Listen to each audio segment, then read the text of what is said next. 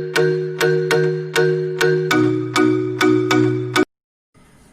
Friends, how are you? Welcome back to our easy classes. So guys, आपको याद होगा last video में हमने पढ़ा था केमिकल रिएक्शन इक्वेशन और उसके बाद में मैंने आपको मैथ्स पढ़ाई थी। तो आज हम पढ़ेंगे केमिकल रिएक्शन इक्वेशन पार्ट 2 है। पहले पार्ट में मैंने क्या बता दिया था आपको? मैंने बता दिया था आपको ये केमिकल चेंज, फिजिकल चेंज बता दिए थे, केमिकल रिएक्शन बता दिया था, उसके टाइप्स बता दिए थे और लास्ट हमारा टॉपिक क्या था? Decomposition reaction. डिकम्पोजिशन रिएक्शन के मैंने 3 टाइप बताए थे, थर्मल डिकम्पोजिशन और थर्मल डिकम्पोजिशन। सेम टाइप थे पर कंफ्यूज सभी हो रहे हैं हम। मैं भी कंफ्यूज हो रहा हूँ, पर ये बात किसके साथ हुई? यही एक साइंटिस्ट के साथ हुआ। मतलब एक मान लीजिए एक साइंटिस्ट है, ठीक है, ये एक साइंटिस्ट है, इसने कंफ्यूज हो गए थर्मल डिकम्पोजिशन में। थर्मल डिकम्पोजिशन, ठीक है ना। थर्मल डिकम्पोजिशन वो भी कंफ्यूज हो गया, जैसे हम कंफ्यूज हो रहे हैं ना, वैसे वो भी कंफ्यूज हो गया। तो क्या हुआ, उसने सोचा कि मुझे कुछ और करना चाहिए। तो थर्मल डिकम्पोजिशन की जगह उसने क्या किया? प्रॉपर्टी सेम रखी, ऐसी कोई बात नहीं, प्रॉपर्टी सेम रखी, नाम क्या कर दिया? एक इलेक्ट्रोलाइटिक डिकम्पोजिशन और एक फोटोलाइटिक डिकम्पोजिशन। उसमें क्या हुआ, आप सोच रहे हो थर्मल डिकम्पोजिशन में तो 3 टाइप थे, तीन टाइप थे, पर एक में तो था इलेक्ट्रिसिटी, एक में था हीट और एक में था सनलाइट, है ना। तो क्या हुआ हमारे पास, देखो उसने 2 प्रॉपर्टीज फॉलो करवा दी, सनलाइट की और इलेक्ट्रिसिटी की। तीसरी प्रॉपर्टी को फॉलो क्यों नहीं करवाया? क्योंकि हमारे पास वो प्रॉपर्टी पहले से है। डिकम्पोजिशन रिएक्शन की डेफिनेशन क्या होती है? The reaction in which decomposition reaction is carried out by heating is known as decomposition reaction. इसमें देखो हीट का नाम आ रहा है ना, तो हीट का नाम है तो हमारे पास हीट तो पहले से है। इसमें क्या होगा? The decomposition reaction is carried out by sunlight is known as photolytic decomposition. Electricity में the decomposition reaction is carried out by electricity is known as electrolytic decomposition. मतलब यहाँ पे हमारे पास 2 तो उसने नई प्रॉपर्टी बना दी, पर एक प्रॉपर्टी हमारे पास पहले से थी, ठीक है, पर टाइप्स वही है, प्रॉपर्टी भी वही है 2 की, पर एक तीसरी प्रॉपर्टी क्या थी? थोड़ी चेंजमेंट कर दी इसमें। उसके बाद में ये था हमारा डिकम्पोजिशन रिएक्शन। इतना तो अच्छे समझ में आ गया होगा क्योंकि मैंने लास्ट टाइम आपको और भी अच्छे से बता दिया था। और ये जो है ना, जैसे कि ये हुआ, जैसे कि यहाँ देखिए इलेक्ट्रोलाइटिक डिकम्पोजिशन और फोटोलाइटिक डिकम्पोजिशन, है ना, ये 2 ही उसने चेंजमेंट करे। और डिकम्पोजिशन तो खैर आपको पता ही है। और उसके बाद में डिकम्पोजिशन रिएक्शन जो है, उसके बाद में जैसे कि इलेक्ट्रिक और सनलाइट और एक हीट तो हमारे पास पहले से थी और तो कुछ है नहीं, समझे। उसके बाद में देखो यहाँ पे थर्मल डिकम्पोजिशन, वही एक साइंटिस्ट था, वो कंफ्यूज हुआ, उसने क्या किया? थर्मल डिकम्पोजिशन को एक कपड़े में पैक करके उसने फेंक दिया उसको। उसने बनाए 2 टाइप, उन 2 टाइप से हम अभी कंफ्यूज नहीं हो रहे, ठीक है। उसी की वजह से आज हम कंफ्यूज नहीं हो रहे हैं। पर अगर बात करी जाए उसके अगले रिएक्शन की, अब तक हमने पढ़ा डिकम्पोजिशन रिएक्शन तक पढ़ लिया, अब हम पढ़ेंगे एंडोथर्मिक रिएक्शन। एंडोथर्मिक रिएक्शन में देखो, आप जब आपकी बुक में देखोगे, जब चैप्टर खोलोगे तो उसमें ये वाली डेफिनेशन होगी, एनर्जी ऑब्जर्व। मतलब सोचिए, जैसे कि मैं यहाँ पे 1 मिनट मिटा के लिखता हूँ, अभी देखिए यहाँ पे, ठीक है। मान लीजिए अब ये एक मैंगो है, ठीक है, मैंगो, ठीक है, एक मैंगो है।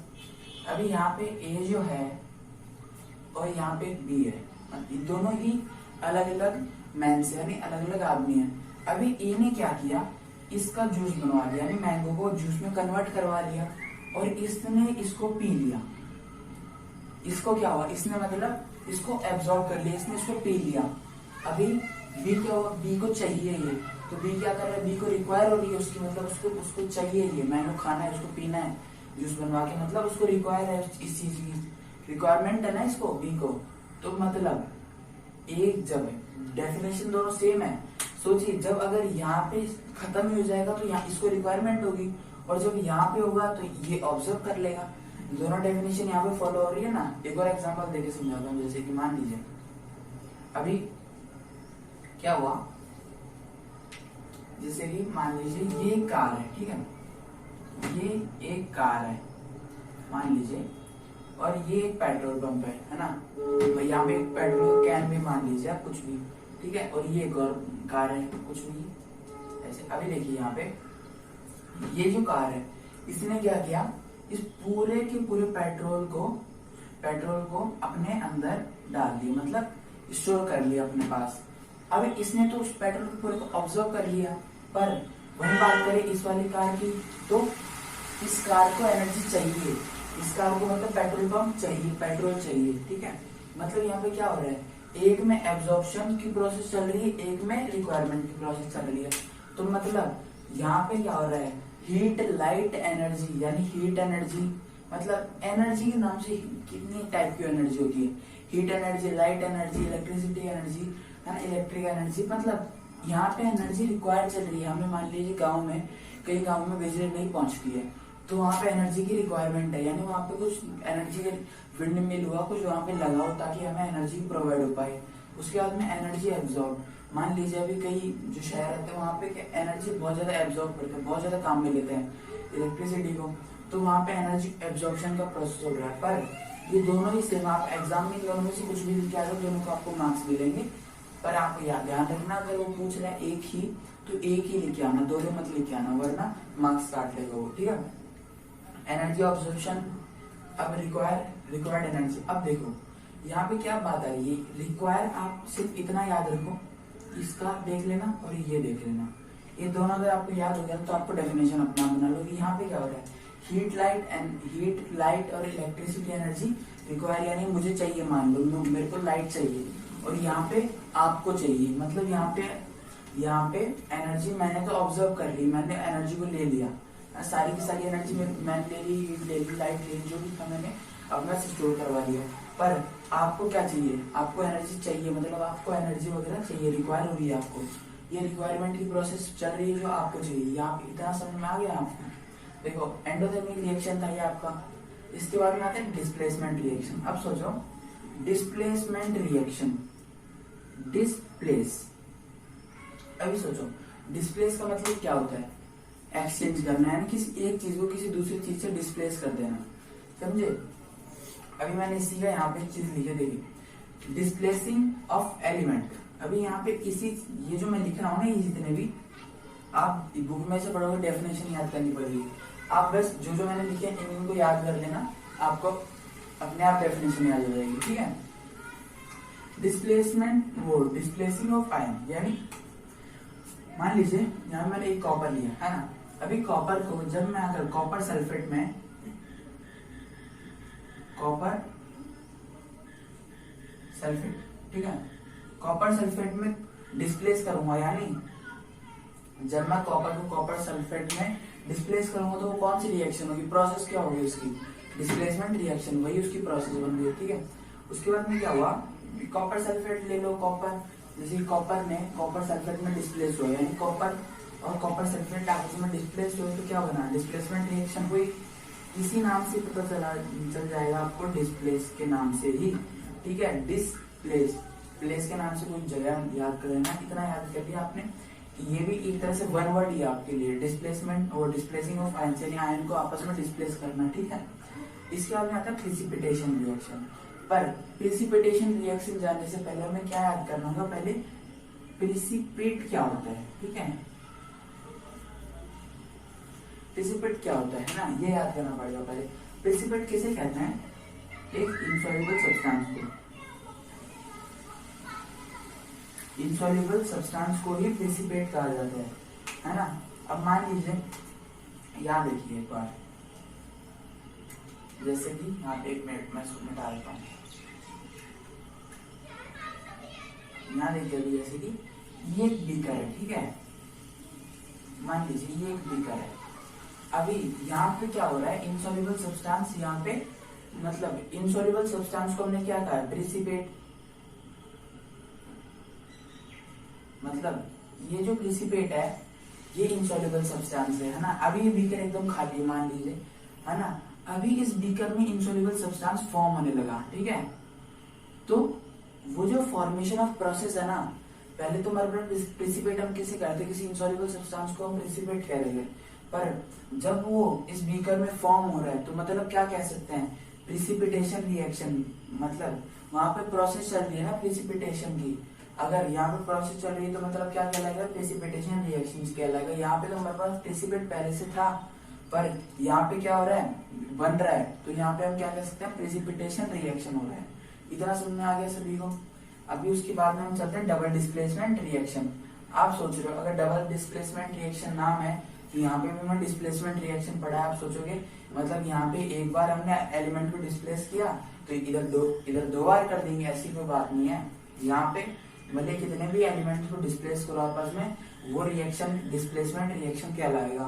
तो ये अलग है। यहाँ पे क्या होता है, एलिमेंट एक्सचेंज हो रहे थे, ठीक है, एलिमेंट डिस्प्लेस हो रहे थे मतलब, पर यहाँ पे आयंस डिस्प्लेस हो रहे हैं। मान लीजिए डबल डिस्प्लेसमेंट रिएक्शन, ठीक है, ये पढ़ रहे हैं अभी हम। तो exchanging of ions between reactant, यानी मान लीजिए ये एक रिएक्टेंट है, ये एक रिएक्टेंट है, इसके बीच में जो एक्सचेंजिंग ऑफ आयंस, यानी ये एक आलू इसे दे रहा है, मान लीजिए ये एक आलू इसे दे रहा है, ये एक आलू इसे दे रहा है, मतलब यहाँ पे पोटैटो की एक्सचेंजिंग हो रही है। पर अगर बात करी जाए, हम वैसे बात करें तो अगर ये इसको एक आयन दे रहा है और ये भी इसको एक आयन दे रहा है, मतलब क्या हो रहा है, एक्सचेंजिंग ऑफ आयन, यानी आयन को एक्सचेंज करना ही कहलाता है डबल डिस्प्लेसमेंट रिएक्शन। इतना सभी को समझ में आ गया ना। डबल डिस्प्लेसमेंट रिएक्शन था, exchanging of ions between reactant, एक तरह से वन वर्ड याद कर लोगे ना, उसी तरीके से आपको याद हो जाएगा। Double displacement reaction, exchanging of ions, displacement reaction, displacing of elements, ठीक है। प्रेसिपिटेशन रिएक्शन आपको इनसॉल्युबल सब्सटेंस याद करना पड़ेगा, बस कुछ नहीं है उसमें। एंडोथर्मिक रिएक्शन में रिक्वायर एनर्जी और दूसरा टॉपिक है, दूसरा पार्ट क्या है, एनर्जी अब्सॉर्ब, ये दूसरी डेफिनेशन है। इलेक्ट्रोलाइटिक डिकम्पोजिशन इलेक्ट्रिक, है ना, photolytic decomposition sunlight, decomposition reaction और हीट। तो यहाँ पे थे आपके कुछ ये रिएक्शन, मतलब ठीक है, केमिकल रिएक्शन के कुछ टाइप्स मान लीजिए। अब आते हैं हमारे कोरोजन और रेंसिडिटी। कोरोजन क्या होता है, आपने कभी मान लीजिए एक स्टील का या फिर किसी एक मतलब सिल्वर का, आपने चांदी का मान लीजिए, आपने एक नेकलेस या कुछ खरीदा, अभी थोड़े दिन आपने क्या कर दिया, उसको बाहर रख दिया ऐसे, उस पर क्या हुआ, ब्राउनिश सब्सटेंस की एक लेयर बन गई, ठीक है, वहां पे ब्राउन सब्सटेंस की एक लेयर बन गई, मतलब वहां पे ब्राउन कलर हो गया। पहले सिल्वर था कलर वहां पे, पर वहां पे पहले क्रोम कलर था, पर यहाँ पे क्या हुआ, वहां पे ब्राउन कलर की लेयर बनने लगी, मतलब क्या हो रहा है, वहां पे कोरोजन हो रही है। यानी मतलब किसी चीज पे, मान लीजिए कोई सिल्वर और आयरन हो, किसी भी चीज पे जब कोई ब्राउनिश सब्सटेंस की लेयर बनना स्टार्ट हो जाती है ना, फॉर्मिंग हो जाती है वहां पे, मतलब फॉर्म हो जाती है जैसे ब्राउनिश सब्सटेंस की, तो मान लेना वहां पे कुछ हो रहा है, यानी वहां पे कोरोजन का एक प्रोसेस चलती है, वहां कोरोजन होता है। तो इसके लिए हमने क्या करते हैं, इसके लिए कुछ प्रोसेसर यूज होता है। पहला प्रोसेसर क्या करते हैं, ऑयलिंग करते हैं, मतलब वहां पे ऑयल लगाते हैं। दूसरा प्रोसेसर पेंटिंग करते हैं वहां पे, यानी पेंट कर देते हैं वहां पे। तीसरा ग्रीसिंग करते हैं, ठीक है, यहाँ पे ग्रीसिंग कर देते हैं, वहां पे ग्रीस लगा देते हैं। कभी देखा होगा आपने, कभी आप स्कूल में या कहीं पे भी देखा होगा आपने, जो मतलब नेट रहते हैं ना, आपने देखा होगा जो आयरन के नेट्स रहते हैं उन पे पेंट किया जाता है, क्यों, क्योंकि उन पे जंग ना लगे, यानी जंग ना लगे। अभी ग्रीसिंग हो गया, ठीक है। दूसरा पॉइंट क्या है, एंडोजिंग। अभी एंडोजिंग के नाम से कुछ याद आ रहा है, मैंने आपको बताया था जब पहले मैंने नोट से पढ़ाया था, उसमें आपको मैंने पढ़ाया था एंडोजिंग नाम के, मतलब किसी एल्यूमिनियम ऑक्साइड की लेयर को बनना, यानी किसी एल्यूमिनियम ऑक्साइड की लेयर को बनना है, उसका जो प्रोसेस चल रहा है ना, उसी को एंडोजिंग बोला जाता है। Forming of A aluminium oxide, उसी को कहा जाता है एंडोजिंग। ये जो चार प्रोसेस है ना, ये भी काम करती है, बट जनरली यही काम करती है, मतलब उसको रोकने के लिए, कोरोजन को। उसके बाद में आता है रेंसिडिटी, ठीक है, ये था हमारा कोरोजन। अब बात करें हम किसकी, रेंसिडिटी की। मान लीजिए ये मैंने एक वेजिटेबल ले ली, ठीक है, एक वेजिटेबल ले ली, मान लीजिए मैंने एक कैरेट ले लिया, ठीक है। अभी मैंने इसको स्लाइस में काट के मैंने इसको इसकी एक फूड बना लिया, यानी इसकी सब्जी बना ली। अभी मैंने इसको क्या किया, थोड़ी दिन के लिए ऐसे बाहर रख दिया।